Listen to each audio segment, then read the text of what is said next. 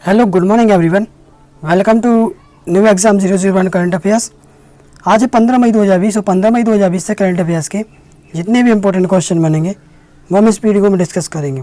तो दोस्तों, वीडियो को लास्ट तक जरूर देखिए, क्योंकि हम लास्ट में आपसे एक क्वेश्चन पूछेंगे और उसका आंसर आपको कमेंट बॉक्स में देना है। और वीडियो अच्छा लगे तो लाइक और शेयर जरूर कर दीजिए और हमारे चैनल को सब्सक्राइब कर दीजिए और बेल आइकन पर क्लिक कर दीजिए, जिससे कि आपको डेली का करंट मिलता रहे।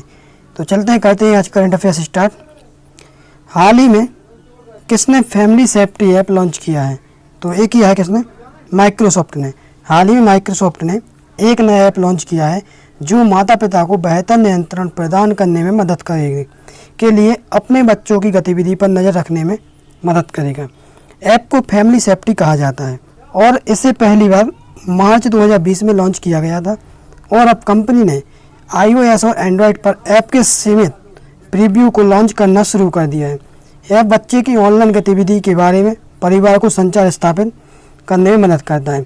अब बात आती है माइक्रोसॉफ्ट की। माइक्रोसॉफ्ट ने किया है ऐप लॉन्च, तो माइक्रोसॉफ्ट के बारे में जान लेते हैं। तो माइक्रोसॉफ्ट की स्थापना कब हुई थी? तो स्थापना हुई थी 26 नवंबर 1976 को और इसके संस्थापक कौन थे? बिल गेट्स और पॉल एलन। और यहाँ का मुख्यालय कहाँ है माइक्रोसॉफ्ट का? संयुक्त राज्य अमीरात यानी यूएसए में। और इसके वर्तमान सीईओ कौन है? सत्या नडेला। तो दोस्तों, क्वेश्चन नंबर 1 से इतनी जानकारी मिलती है। चलते हैं अगले क्वेश्चन पर। हाल ही में किसने घोषणा की कि केंद्रीय सशस्त्र बलों के सभी कैंटीन केवल स्वदेशी उत्पाद बेचे गए? तो एक ही है किसने? अमित शाह ने। गृह मंत्री अमित शाह ने घोषणा की कि केंद्रीय सशस्त्र पुलिस बलों के सभी कैंटीन केवल स्वदेशी उत्पाद बेचे। तो अमित शाह ने की है 1 जून 2020 से कब? 1 जून 2020 के देश भर के सभी CAPF यानी सेंट्रल आर्म्ड पुलिस फोर्स कैंटीनों पर लागू होगा और इसके साथ लगभग 10 लाख CAPF कर्मियों के 50 लाख परिवारों स्वदेशी उत्पादों का उपयोग करेंगे। तो क्वेश्चन नंबर 2 से इतनी जानकारी मिलती है और अमित शाह जो कि हमारे गृह मंत्री हैं भारत। चलते हैं अगले क्वेश्चन पर। हाल ही में आई रिपोर्ट के अनुसार किस राज्य में शिशु मृत्यु दर देश में सबसे खराब है? तो ये किस राज्य में? यह मध्य प्रदेश में। हाल ही में आई रिपोर्ट के अनुसार मध्य प्रदेश में शिशु मृत्यु दर देश में सबसे खराब है। तब बात आती है मध्य प्रदेश की। तो मध्य प्रदेश के बारे में जान लेते हैं। शिशु मृत्यु दर सबसे खराब है, जबकि नागालैंड में सबसे अच्छा है। कहाँ? नागालैंड में सबसे अच्छा है। छत्तीसगढ़ में मृत्यु दर सबसे अधिक है, जबकि दिल्ली में सबसे कम है।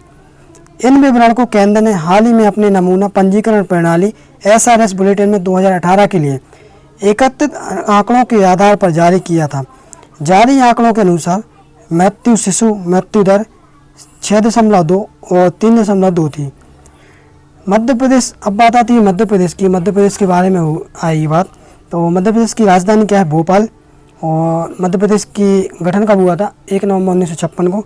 मध्य प्रदेश के वर्तमान में मुख्यमंत्री है शिवराज सिंह चौहान और मध्य प्रदेश के राज्यपाल कौन है? लालजी टंडन। कौन? लालजी टंडन। और मध्य प्रदेश की जो हाई कोर्ट है जबलपुर में, वहाँ के मुख्य न्यायाधीश कौन है? अजय कुमार मित्तल। मध्य प्रदेश में लोकसभा सीटें हैं 29, राज्यसभा सीटें हैं 11 और विधानसभा सीटें हैं 230। तो दोस्तों, क्वेश्चन नंबर 3 से इतनी जानकारी मिलती है। चलते हैं अगले क्वेश्चन पर।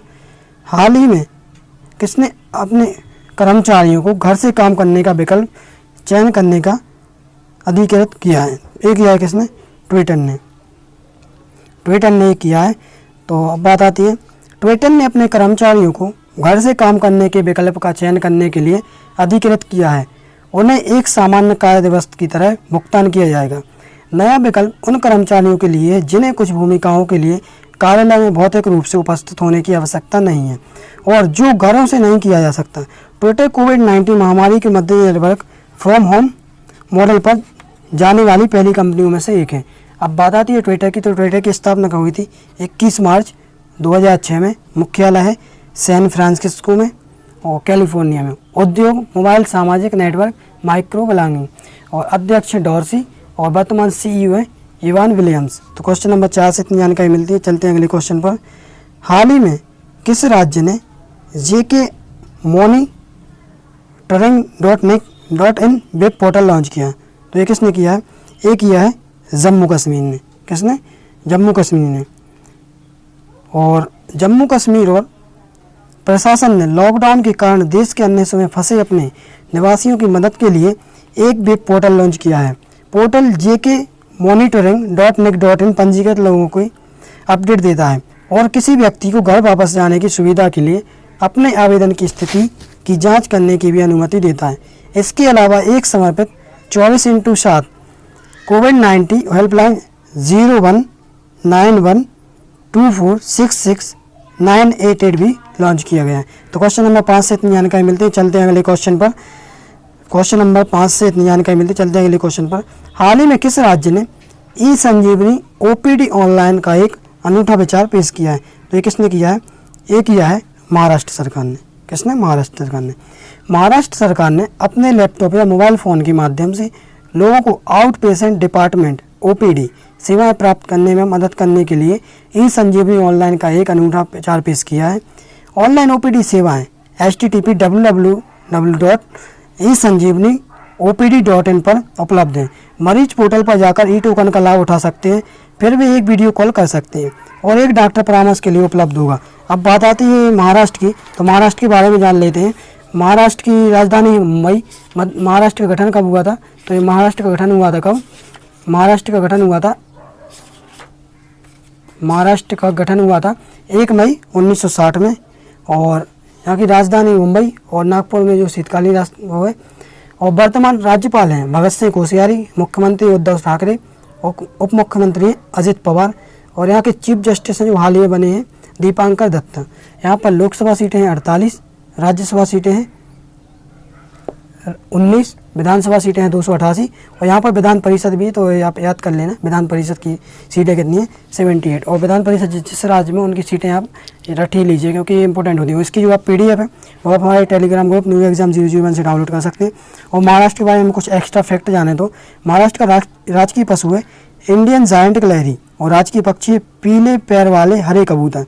और राष्ट्रीय उद्यान है इंपॉर्टेंट चंदौली राष्ट्रीय उद्यान, गोमाल राष्ट्रीय उद्यान, नया गांव राष्ट्रीय उद्यान, पेंच राष्ट्रीय उद्यान, संजय गांधी बोरीवली राष्ट्रीय उद्यान और ताड़ोबा राष्ट्रीय उद्यान। और यहाँ पर इंपॉर्टेंट बांध है जो कोयना बांध जो कि कोयना नदी पर है, जायकवाड़ी बांध जो कि गोदावरी नदी पर है, विल्सन बांध जो कि परवन नदी पर है और बैतराना बांध जो कि बैतराना नदी पर है और मूला बांध जो कि मूला नदी पर है। तो दोस्तों क्वेश्चन नंबर 6 से इतनी जानकारी मिलती है। चलते हैं अगले क्वेश्चन पर।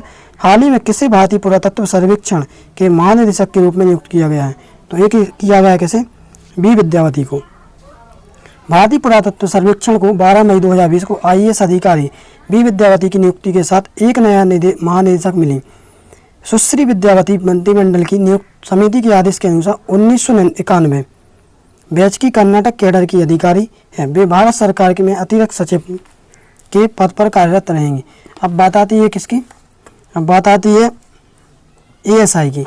तो ये है भारतीय पुरातत्व सर्वेक्षण, इसका फुल फॉर्म है हिंदी में। और अगर हम इसकी बात करें तो इंग्लिश में बोलें तो आर्कियोलॉजिकल सर्वे ऑफ इंडिया। और इसके बारे में आपको डिटेल में अगर बताएं तो ASI है जो इसकी स्थापना हुई थी 1861 में। कब? 1861 में। मुख्यालय जनपथ नई दिल्ली में।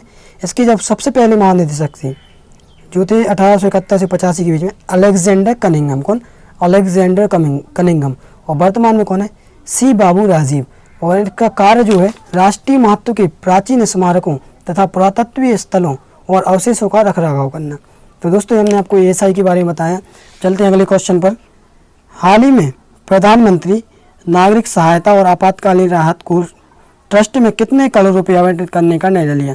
तो ये कितने करोड़ रुपए करने का लिया है? 3100 करोड़ रुपए करने का निर्णय लिया। प्रधानमंत्री नागरिक सहायता और आपातकालीन राहत कोष ट्रस्ट में कोविड-19 के खिलाफ लड़ाई के लिए 3100 करोड़ रुपए आवंटित करने का फैसला किया है। इस राशि में से वेंटिलेटर की खरीद के लिए लगभग 2000 करोड़ रुपए की राशि रखी जाएगी। 1000 करोड़ रुपए का उपयोग प्रवासी मजदूरों की देखभाल के लिए किया जाएगा और 100 करोड़ रुपए का टीका विकास को समर्थन देने के लिए दिए जाएंगे। तो क्वेश्चन नंबर 8 से इतनी जानकारी मिलती है। चलते हैं अगले क्वेश्चन पर। हाल ही में किस राज्य ने पंजीकृत अस्पतालों को PPE किट पर 50% अनुदान देने का निर्णय लिया? तो ये किसने लिया? ये लिया है उत्तर प्रदेश सरकार ने। किसने? उत्तर प्रदेश सरकार ने। उत्तर प्रदेश सरकार ने उन नर्सिंग होम और पंजीकृत अस्पतालों को PPE किट पर 50% अनुदान देने का निर्णय लिया है, जो आयुष्मान भारत योजना के तहत तय की गई दरों पर रोगियों को उपचार प्रदान करेंगे। सरकार आयुष्मान भारत के तहत पंजीकृत अस्पतालों के लिए पंजीकरण 6 महीने के लिए बढ़ाएगी। अब बात आती है उत्तर प्रदेश की, तो उत्तर प्रदेश का गठन हुआ था 24 जनवरी 1950 को। उत्तर प्रदेश की राजधानी क्या है? लखनऊ, जो कि गोमती नदी पर है। और मुख्यमंत्री है योगी आदित्यनाथ, राज्यपाल है आनंदीबेन पटेल। उत्तर प्रदेश के मुख्य न्यायाधीश है गोविंद माथुर। उत्तर प्रदेश में लोकसभा सीटें हैं 80, राज्यसभा सीटें 31, विधानसभा सीटें हैं 403 और यहाँ पर विधान परिषद भी जो कि सीटें हैं 100।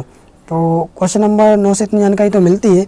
अगर हम आपको उत्तर प्रदेश के बारे में और पढ़ें तो बताएं तो उत्तर प्रदेश का जो राजकीय पशु है वो है बारहसिंगा, राजकीय पक्षी है जो सार्स क्रेन, और यहाँ का जो राष्ट्रीय इम्पोर्टेंट राष्ट्रीय उद्यान है जो दुधवा राष्ट्रीय उद्यान, और यहाँ का बांध है एक इम्पोर्टेंट गोविंद वल्लभ पंत सागर बांध जो कि रिहंद नदी पर है। दोस्तों क्वेश्चन नंबर 9 से इतनी जानकारी मिलती है। चलते हैं अगले क्वेश्चन पर। हाल ही में किस राज्य ने होप पोर्टल लॉन्च किया? तो ये किस राज्य ने किया है होप पोर्टल लॉन्च? ये किया है उत्तराखंड सरकार ने।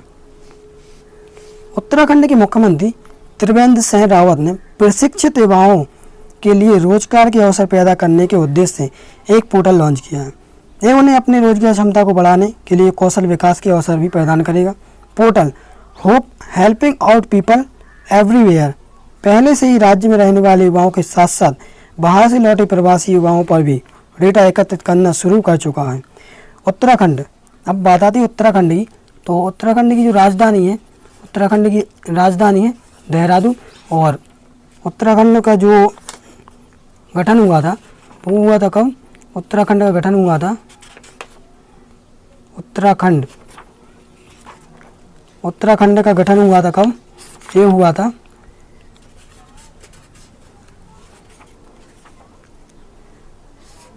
राज्य ने होप पोर्टल लॉन्च किया, तो ये किया है उत्तराखंड सरकार ने। उत्तराखंड का जो राजकीय पशु है अल्पाइन कस्तूरी मृग, राजकीय पक्षी है हिमालयन मोनाल, राष्ट्रीय उद्यान है कॉर्बेट राष्ट्रीय उद्यान, गंगोत्री राष्ट्रीय उद्यान और गोविंद राष्ट्रीय उद्यान, और नंदा देवी राष्ट्रीय उद्यान, राजाजी राष्ट्रीय उद्यान, वैली ऑफ फ्लावर्स राष्ट्रीय उद्यान। तो दोस्तों इंपॉर्टेंट है, याद कर लेना। अब चलते हैं अगले क्वेश्चन पर।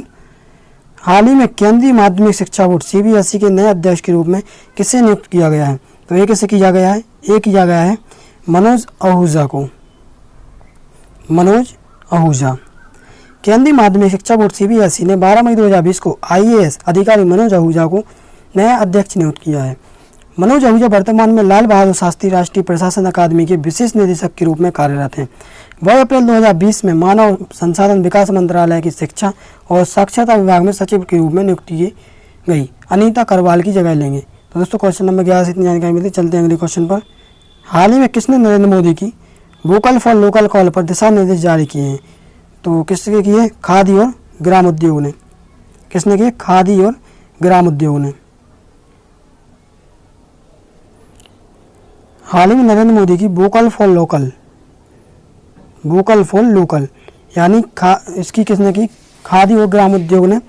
KVIC ने प्रधानमंत्री मोदी की वोकल फॉर लोकल कॉल पर दिशा निर्देश जारी किए हैं। दिशा निर्देशों के अनुसार KVIC मुंबई में मॉनिटरिंग सेल दैनिक आधार पर आवेदन प्रक्रिया की निगरानी करेगा और कार्यान्वयन एजेंसी को हर पखवाड़े फीडबैक देगा। प्रगति रिपोर्ट KVIC के CEO और अध्यक्ष के अवलोकन के लिए रखी जाएगी। क्वेश्चन नंबर 12 से इतनी जानकारी मिलती है। चलते हैं अगले क्वेश्चन पर। हाल ही में अंकटाड की रिपोर्ट के अनुसार पहली तिमाही में वैश्विक व्यापार कितने प्रतिशत की गिरावट की गई? ये की गई है 3% की। कितनी? 3%। कोरोना वायरस महामारी ने 2020 की पहली तिमाही में वैश्विक व्यापार में 3% की गिरावट दर्ज की है और यह गिरावट अगले तिमाही में 27% तक होने का अनुमान है। व्यापार और विकास पर संयुक्त राष्ट्र सम्मेलन अंकटाड ने एक रिपोर्ट में कहा है कि वैश्विक व्यापार में गिरावट के साथ कमोडिटी की कीमतों में कमी आई है, जिनमें दिसंबर 2019 से गिरावट हो रही है। अंकटाड का मुख्यालय है जिनेवा में, स्विट्जरलैंड में। चलते हैं अगले क्वेश्चन पर। हाल ही में किसने देश में अपने पूरे डीलर नेटवर्क पर एक सेवा अभियान चलाया? तो ये चलाया किसने? BMW ने। किसने चलाया? BMW ने। महामारी के बीच BMW ने अपने पूरे डीलर नेटवर्क में एक सेवा अभियान शुरू किया है। पहल के तहत BMW ग्राहक व्यापक बिक्री के बाद की सेवाओं, प्री मानसून और इलेक्ट्रिकल फंक्शन का लाभ उठा सकते हैं और यह सुनिश्चित कर सकते हैं कि उनके वाहन हर समय रोड रोड रेड हो।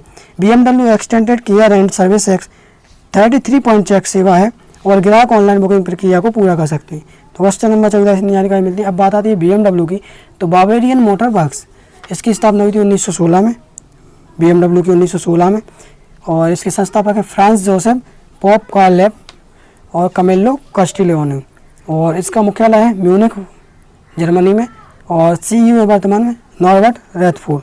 तो क्वेश्चन नंबर 14 से जानकारी मिलती। चलते हैं अगले क्वेश्चन पर। हाल ही में किस राज्य से संबंधित अरम बाबुर वुड कार्विंग्स को GI टैग से सम्मानित किया गया है? तो ये किसे किया गया है? ये किया गया है तमिलनाडु को।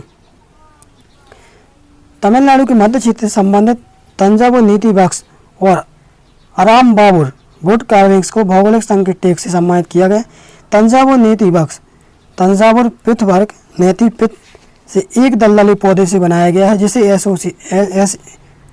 एसिनोमन एस्पेरा कहा जाता है। अराम बाबुर लकड़ी की नक्काशी मुख्य रूप से मैंगो, लिंगम वृक्ष, भारतीय एस्टी आदि लकड़ी के लिए लॉक से बनाई जाती है। अब बात आती है तमिलनाडु की, तो तमिलनाडु का गठन हुआ था 26 जनवरी 1950 को। तमिलनाडु की राजधानी है चेन्नई, मुख्यालय केल, यहाँ के मुख्यमंत्री हैं के पलानीस्वामी, राज्यपाल हैं वनभाई लाल पुरोहित, और मुख्य न्यायाधीश हैं अमरेश्वर प्रताप शाही। लोकसभा सीटें हैं 39, राज्यसभा सीटें 18, विधानसभा सीटें 235। तो दोस्तों ये आज का हमारा करंट अफेयर्स का वीडियो, और वीडियो अच्छा लगे तो लाइक और शेयर जरूर कर दीजिए और बेल आइकन पर क्लिक कर दीजिए, जिससे कि आपको डेली का करंट मिलता रहे। और हमने आपको कल क्वेश्चन दिया था, उसका आंसर देख लेते हैं। हाल ही में कैसे फ्रीडम ऑफ स्पीच अवार्ड प्रदान किया जा रहा है? तो ये किया जा रहा है सिद्धार्थ बद्रा